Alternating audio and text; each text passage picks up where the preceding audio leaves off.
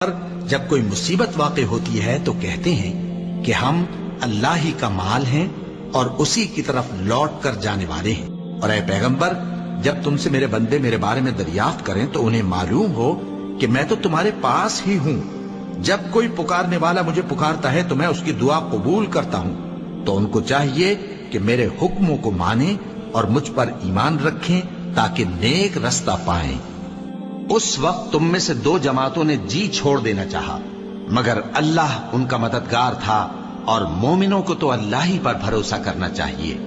और उस मदद को तो अल्लाह ने तुम्हारे लिए जरिया बिशारत बनाया, यानी इसलिए कि तुम्हारे दिलों को उससे इत्मीनान हासिल हो। वरना मदद तो अल्लाह ही की तरफ से होती है जो गालिब है, हिकमत वाला है। और बद्दिल न होना और न गम करना, अगर तुम सच्चे मोमिन हो तो तुम ही गालिब रहोगे। ये तुम्हारे मददगार